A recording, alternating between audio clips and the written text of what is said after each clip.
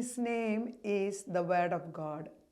അവൻ്റെ പേര് ദൈവവചനം എന്നാണ്. ദൈവത്തിൻ്റെ പേര് ദൈവവചനം എന്നാണെന്ന് ഞാൻ ആദ്യം തൊട്ട് ഈ കർത്താവിൻ്റെ വചനത്തോടുള്ള സ്നേഹത്തെയാണ് പഠിപ്പിച്ചുകൊണ്ടിരിക്കുന്നത്. ഞാനല്ല പഠിപ്പിക്കുന്നത്, പരിശുദ്ധാത്മാവാണ്. പ്രത്യേകമായിട്ട് ദൈവം ഇങ്ങോട്ട് പറഞ്ഞു തരുന്ന കാര്യങ്ങളാണ് അങ്ങോട്ട് പറഞ്ഞു തരുന്നത്. They have got deeper meaning and deeper impact. തീർത്തും ഈ വചനത്തിൽ ആശ്രയിക്കുന്നവർക്ക് വലിയ വലിയ വിടുതൽ ഉണ്ടാകുമെന്നുള്ളതിന് സംശയമില്ല. സാധാരണ ഈ വചനങ്ങൾ കേട്ട് കഴിഞ്ഞിട്ട് തീരെ സൗകര്യമില്ലാത്തവരെന്നെ വിളിക്കും.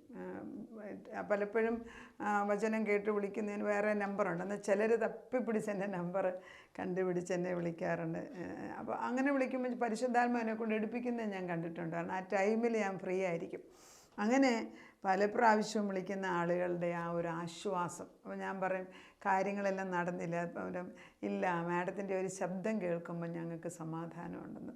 അതെന്താണ്? ഞാൻ പലപ്പോഴും ചിന്തിക്കും, ശരിയല്ലേ? നമ്മൾ വചനത്തിൻ്റെ അടിസ്ഥാനത്തിൽ നിന്നൊരു കാര്യം പറയുമ്പം അവർ voice becomes the voice of the living God. നമ്മുടെ സാന്നിധ്യം ദൈവ സാന്നിധ്യമായി മാറുകയാണ്. നമ്മളെ തന്നെ ദൈവത്തിൻ്റെ കണ്ണുകൊണ്ട് എങ്ങനെ കാണുന്നു എന്ന് മനസ്സിലാക്കണമെങ്കിൽ നമ്മളെ തന്നെ ദൈവത്തിൻ്റെ കണ്ണുകൊണ്ട് നമ്മളെങ്ങനെയാണെന്ന് മനസ്സിലാക്കണമെങ്കിൽ അങ്ങേയറ്റം വിനയം വേണം. അത് ഇല്ല, നമുക്കില്ല എന്നുള്ള സത്യം ഞാൻ വിളിച്ചു പറയാം. അത് ചോദിച്ചു വാങ്ങിക്കണം. ദൈവമേ, നിൻ്റെ ആ ഹൃദയം എനിക്ക് തന്നിട്ട് അവിടുന്ന് ഞങ്ങളെ എങ്ങനെ കാണുന്നു എന്ന് മനസ്സിലാക്കണം. അപ്പം ദൈവത്തിന് നമ്മൾ അവൻ്റെ കണ്ണിൻ്റെ കൃഷ്ണമണിയാണ്. അവന് നമ്മൾ ഓമന മക്കളാണ്. നമ്മളെ പിരിഞ്ഞ് അവനൊന്നും ചെയ്യത്തില്ല. നമ്മളോട് ചോദിക്കാതെ ഒരു കാര്യം ഭവനത്തിൽ വരത്തില്ല. അപ്പം ചില ഭാരങ്ങളിൽ കൂടെയൊക്കെ എല്ലാ കുടുംബങ്ങൾക്കും ഭാരമുണ്ട്. നമ്മുടെ മക്കൾ വചനത്തിലോട്ട് വരാത്തതാണ് എൻ്റെ ഏറ്റവും വലിയ. ചില മക്കൾക്കുണ്ട്, ചില മക്കൾ ആത്മാവിൽ ആരുന്നവർ പുറകോട്ട് പോകുന്ന കാണുമ്പോൾ അല്ലാതെ വേദന എടുക്കും. ഒരു ദിവസം അതേക്കുറിച്ച് ദൈവത്തോട് ഇങ്ങനെ ചോദിച്ചോണ്ട്, നമുക്ക് ലോകപരമായ എല്ലാം ദൈവം തന്നിട്ടുണ്ടെങ്കിലും ആത്മാവിന് ജീവനില്ലെങ്കിൽ ഒന്നുമില്ല, സീറോയാണ്. അപ്പോൾ ഇങ്ങനെ ചോദിച്ചുകൊണ്ട് ഇപ്പം കർത്താവ്, മനുഷ്യർക്ക് സഹിക്കാൻ വയ്യാത്ത ഭാരമൊന്നും ഞാൻ നിനക്കും തന്നിട്ടില്ല. അപ്പോൾ എല്ലാ മനുഷ്യർക്കും ഒരളവുണ്ട്. ആ അളവിനകത്ത് നിർത്തിയ ദൈവം ഭാരങ്ങൾ അയക്കത്തുള്ളൂ. അതിന് ഒരു ചെറിയ കൊച്ചിൻ്റെ മേലെ നമ്മൾ 50 കിലോ ലോഡ് എടുത്ത് കയറ്റി വെക്കുക, അത് അന്നേരം ചത്തുപോകും.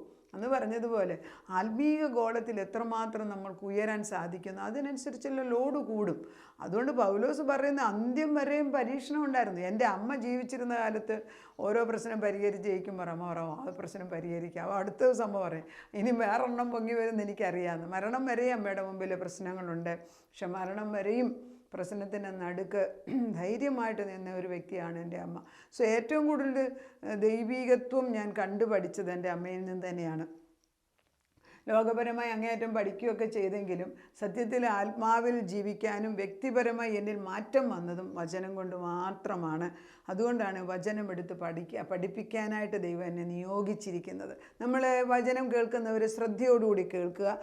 വെളിപ്പാടിൻ്റെ 19:13 വാക്യമാണ്, അവൻ രക്തം തളിച്ച ഉടുപ്പ് ധരിച്ചിരിക്കുന്നു, അവന് ദൈവവചനം എന്ന് പേർ പറയുന്നു. അവൻ രക്തം തളിച്ച ഉടുപ്പ് ധരിച്ചിരിക്കുന്നു. കർത്താവ് പറയുന്നുണ്ട്, യെശയ്യായിലെങ്ങാണ്ട് പറയുന്നുണ്ട്, ആരിടിവിൽ നിൽക്കും, ആരും ഇവർക്ക് വേണ്ടി യുദ്ധം ചെയ്യും, ആരും പോകാനില്ല, ഞാൻ തന്നെ പോകാം, ഞാൻ മുന്തിരി ചക്കിനകത്ത് കാല് വെച്ച് ചവിട്ടുന്നത് പോലെ ഞാൻ ചവിട്ടിയിട്ട് എൻ്റെ വസ്ത്രം മുഴുവനും രക്താംബരം പോലെ ചുമന്നിരിക്കുന്നു എന്ന് പറയുന്നുണ്ട്. അങ്ങനെയെങ്കിൽ ആർക്കു വേണ്ടിയാണ് ഈ രക്തം ചൊരിഞ്ഞത്? കർത്താവിന് വേണ്ടിയല്ല. He is absolutely holy, is absolutely pure. പക്ഷേ എനിക്കും നിങ്ങൾക്കും വേണ്ടി, എൻ്റെ കുടുംബത്തിന് വേണ്ടി, എൻ്റെ ഭർത്താവിന് വേണ്ടി, എൻ്റെ ഭാര്യയ്ക്ക് വേണ്ടി, അല്ലെ എൻ്റെ അപ്പനമ്മയ്ക്ക് വേണ്ടി മരിക്കാറാകുമ്പോൾ ചില അപ്പനമ്മ മക്കളിൽ ദൈവത്തിൻ്റെ ആത്മാവ് കൂടുതൽ വന്നിട്ട് അവർ വേണ്ടാത്ത മിസോണിക് ക്ലബിലോ അല്ലെങ്കിൽ ഫ്രീമാൻസിലോ അങ്ങനെയൊക്കെ ഓരോരുത്തരത്ത് പോയേച്ച് അവരുടെ ആത്മാവിനെ കെടുത്തിക്കളി. ഇതൊക്കെ മനുഷ്യന് പണം വരുമ്പോഴാണ് ഏറ്റവും കൂടുതൽ വരുന്നത്. അങ്ങനെ കെടുത്തുന്ന അവസരങ്ങളിൽ പലപ്പോഴും ഇവർ മരിക്കാതെ കിടക്കും, മരിക്കത്തില്ല. എത്ര പേരെ അത് ആ ജഡത്തിലുള്ളവർ മരിക്കത്തില്ല. അവസാനം ഇവരുടെ സ്വന്തം മക്കൾ തന്നെ ക്രിസ്തുവിലായിട്ട് ഇവർ തിരിച്ചു വന്ന് ആ മക്കളുടെ കൂടെ അവർ നിന്ന് 1-2 മാസം എടുത്തിട്ട് ഇവരിലുള്ള ആ ദുരാത്മാവിനെ അടിച്ചു മാറ്റിയിട്ട് ജീവിച്ചിരിക്കുന്ന കാലത്താണ് ഇതെല്ലാം ചെയ്യേണ്ടത്. ദൈവത്തെ വീണ്ടും ആത്മാവിനെ ഉണർത്തി കഴിഞ്ഞിട്ട് കർത്താവ് സ്വർഗത്തിലോട്ട് വിളിച്ചുകൊണ്ട് പോകത്തുള്ളൂ, അല്ലെ മരണം കൊടുക്കത്തുള്ളൂ. കാരണം ഈ ലോകത്തിൽ വെച്ച് ചില തീരുമാനങ്ങൾ എടുക്കേണ്ടത് മരിച്ചു കഴിഞ്ഞിട്ടല്ല എടുക്കേണ്ടത്. Please understand that. ഓരോ ദിവസവും ഞാൻ ഈ വായിക്കുന്ന വചനത്തിനകത്ത് ജീവനുണ്ട്. ഇന്നൊരു ദിവസമുണ്ടെങ്കിൽ നമ്മളിൽ മാറ്റം വരുത്തണം നമ്മൾ ആഗ്രഹിക്കണം. And he will do it. ആ ഒരു ഡിസയർ ഇടാനേ എനിക്കൊക്കത്തുള്ളൂ. പിന്നെ എല്ലാവരിലും ഞാൻ പറയുന്നത് തൊടണമെന്നുമില്ല, പക്ഷെ ചിലരിൽ അത് ചെന്ന് തൊടും, ആത്മാവ് പ്രവർത്തിക്കും. അത് ഓരോ ദിവസവും വ്യത്യാസമായിരിക്കും. അപ്പം വചനം പറയുന്നത്, കഴിഞ്ഞ ദിവസം ഞാൻ തിയോസ് ന്യൂസ്റ്റോസ്, അതായത് ദൈവീക വചനം, ദൈവശ്വാസം, ദ ബ്രത്ത് ഓഫ് ലൈഫാണ്. ഈ ബ്രത്ത് ഓഫ് ലൈഫിനകത്ത് നമ്മൾ പറയുമ്പം ദൈവീക ശ്വാസമാണ് ദൈവവചനമെന്നും ആ വചനമെന്നാണ് അവൻ്റെ പേരെന്ന് വെളിപ്പാട് 19:13 എഴുതിയിരിക്കുന്നതെങ്കിൽ കർത്താവിൻ്റെ വചനം നമ്മൾ എത്രമാത്രം നമ്മൾ ഉടുപ്പായിട്ട് ഉണ്ടാക്കി ധരിക്കുന്നുവോ അത്രമാത്രം ക്രിസ്തുവിനെ എനിക്ക് പ്രത്യക്ഷമായിട്ട് കാണിക്കാനൊക്കത്തുള്ളൂ. ദൈവവചനം എടുക്കുമ്പോൾ അതിനകത്ത് നമുക്ക് ലാഘവം കാണാനൊക്കത്തില്ല. Because we are dealing with life and death. ഞങ്ങൾ കോടതിയിൽ ആർഗ്യ ചെയ്യുമ്പോൾ, കോർട്ടിൽ നമ്മൾ കേസ് എടുക്കുന്ന സമയത്ത് ഒരിക്കലും അതിൻ്റെ ഇടയ്ക്ക് നമ്മൾ തമാശ പറയൂല. കാരണം this is dealing with the life of the client. ഒരു നമ്മളെ കേസ് ഏൽപ്പിച്ചിരിക്കുന്ന ഒരു വ്യക്തിയുടെ കാര്യം, ജീവനും മരണമുള്ള ഒരു കാര്യം നമ്മൾ ആർഗ്യ ചെയ്യുമ്പോൾ അതിൻ്റെ ഇടയ്ക്ക് തമാശന് സ്ഥലമില്ല. അപ്പോൾ ഞാൻ ഓർക്കുന്നത്, നമ്മൾ മനസ്സിലാക്കേണ്ടത് ചില കാര്യങ്ങളിൽ സീരിയസ് ആയിട്ട് ചിന്തിക്കെടുത്ത് സീരിയസ് ആയിട്ട് അതിനകത്ത് കലക്കി അല്ലെങ്കിൽ അല്പം ഒട്ടും ഒരു ലാഘവത്വം കൊണ്ടുവന്നാൽ ദൈവത്തിൻ്റെ മഹത്വം കുറയ്ക്കാൻ ഇടയാക്കരുത്. So when we speak scripture as Theos Neustos, we are pointing it to the divine inspiration. അതായത് ഇത് ദൈവം തന്നതാണെന്നും ആ ദൈവത്തിൻ്റെ ആത്മാവ് തന്നെയാണ് ഈ വചനം എഴുതി വെച്ചിരിക്കുന്നതെങ്കിൽ അവൻ്റെ പേര് ദൈവവചനമെന്നാണ് എങ്കിൽ അവനെ അറിയണമെങ്കിൽ അവൻ്റെ വചനം പഠിക്കണ്ടേ. അപ്പം പക്ഷേ എന്തുകൊണ്ട് അങ്ങനെയാണെങ്കിൽ പിന്നെ ഈ വേദപുസ്തകത്തിൽ ഏകദേശം 1400 വർഷത്തോളം 60 കൂടുതൽ ആളുകൾ എഴുതിയിട്ടുള്ള ഒരു ബുക്കാണെന്നൊക്കെ പറയുമ്പോൾ ഇവരെല്ലാവരുടെയും വ്യക്തിത്വം ഇതിനകത്ത് കാണുന്നുണ്ട്. കാരണം ഗോഡ് യൂസസ് ഹ്യൂമൻ ബീയിങ്സ്. അബ്രഹാമിനെ ഉപയോഗിച്ചു, മോശെ ഉപയോഗിച്ചു, ഹറോനെ ഉപയോഗിച്ചു, പിന്നെ ദാനിയേലിനെ ഉപയോഗിച്ചു, യേശു ക്രിസ്തു കടന്നു വരുന്ന യേശു, ഇവരെയെല്ലാം യേശുവിൻ്റെ പേരിലാണ് പൗലോസ് വചനം പറയുന്നത്, നമ്മളും പറയുന്നത്. അപ്പോൾ ഇവരെല്ലാം ഉപയോഗിക്കുന്നത് ദൈവം തമ്പുരാൻ.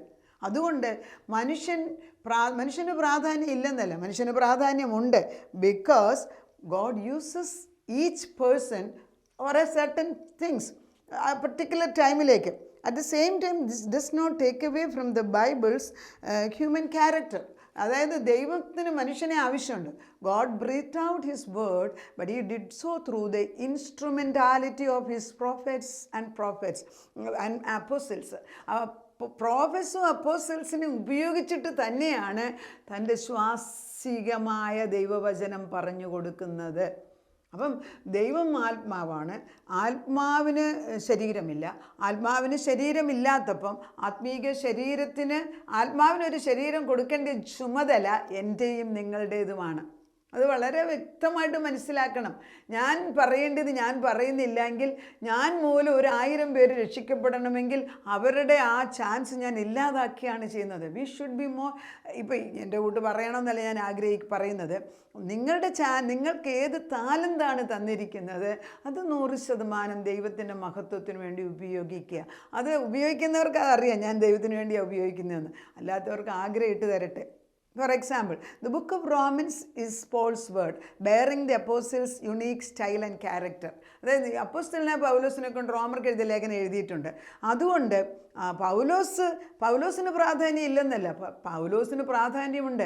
പൗലോസ് റോമർക്ക് എഴുതിയ ലേഖനം എഴുതുമ്പോൾ പൗലോസിൻ്റെ ക്യാരക്ടറും കൂടെ ഡിപ്പിക്റ്റ് ചെയ്ത് വെച്ചിട്ടാണ് ദൈവവചനം അദ്ദേഹത്തിൻ്റെ പെർസെപ്ഷനിൽ കൂടെ കർത്താവിൻ്റെ വചനം എഴുതിയെടുത്തു. ഇതുപോലെയാണ് എല്ലാ ബുക്കുകളും. അപ്പോൾ നമ്മളില്ലാതെ സ്വർഗത്തിൽ ദൈവത്തിൻ്റെ സ്വർഗം ഭൂമിയിൽ ഉണ്ടാക്കാൻ സാധിക്കത്തില്ല നമ്മളിൽ. എനിക്കുള്ള വ്യക്തിത്വം വളരെ പ്രധാനപ്പെട്ടാണ്. അത് ഇറ്റ് കനോട്ട് ബി റീപ്ലേസ്ഡ്. വേറൊരാൾക്കത് ചെയ്യാൻ ഒക്കത്തില്ല.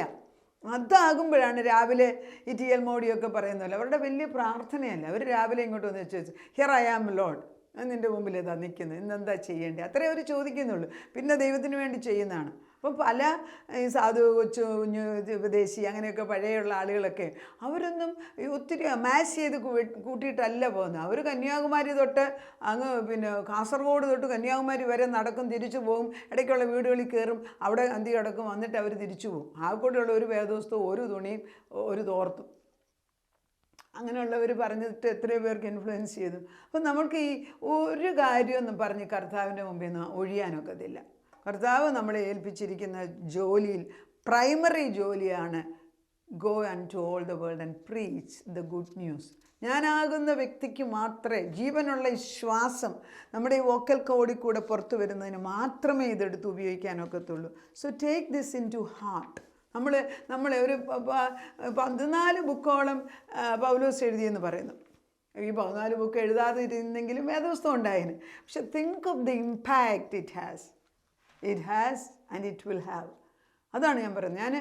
ഞാൻ എപ്പോഴും ഈ സമയങ്ങളിൽ ഞാൻ പറയാൻ എനിക്ക് ധൈര്യത്തോടെ പറയാം, ഇപ്പോഴാ വേദപുസ്തകം ദൈവം എഴുതുന്നത് എങ്കിൽ നമ്മുടെ പേര് അതിനകത്ത് എഴുതിയിരിക്കും. Because we are the channel through which the Spirit of the Lord moves. പരിശുദ്ധാത്മാവ് നമ്മളിൽ കൂടെ തന്നെയാണ് അപ്പുറത്തോട്ടും ഇപ്പുറത്തോട്ടും മുൻപോട്ടും പുറകോട്ടും മക്കളിലും തലമുറകളിലും ഒക്കെ പോകുന്നത്. അതുകൊണ്ട് അവൻ്റെ വചനം, ക്രിസ്തുവിൻ്റെ വചനം ക്രിസ്തു തന്നെയാണ്. അവൻ്റെ പേര് ക്രിസ്തു ദൈവവചനമെന്നാണ് വെളിപ്പാടിനകത്ത് എഴുതിയിരിക്കുന്നത്. ദൈവത്തിൻ്റെ ആത്മാവ് അങ്ങനെ തന്നെയാണ് നമ്മളെ പഠിപ്പിക്കുന്നതെങ്കിൽ ചെറുപ്രായത്തിൽ കുഞ്ഞുങ്ങളെയും കൊച്ചുമക്കളെയും വചനം പഠിപ്പിക്കാൻ നമ്മൾ ആഗ്രഹിക്കുക. ചിലപ്പോൾ നമ്മുടെ കൊച്ചുമക്കളൊന്നും നമ്മുടെ കൂടെ അല്ലായിരിക്കും. അപ്പം ദൈവം നമ്മൾ സങ്കീർത്തനം 23, ഞാൻ എൻ്റെ കൊച്ചുമോനെ കൂടെ ഉണ്ടായിരുന്ന സമയത്ത് മോൻ്റെ ഞാൻ എപ്പോഴും സങ്കീർത്തനം 23 പറഞ്ഞുകൊണ്ടിരിക്കും. The Lord is my shepherd I shall not want. പലപ്പോഴും പറയും. എന്നിട്ട് അവനറിയാം നല്ല ബുദ്ധിയുള്ള കുട്ടിയാണ്. പക്ഷെ അവൻ തിരിച്ചു പറയാൻ പറയുമ്പോൾ പറയൂല. അപ്പോൾ ഞാൻ പറയും എത്ര പറഞ്ഞാലും ഇവൻ്റെ ജഡശക്തി നിൽക്കുന്നത് കണ്ടില്ല കർത്താവേ.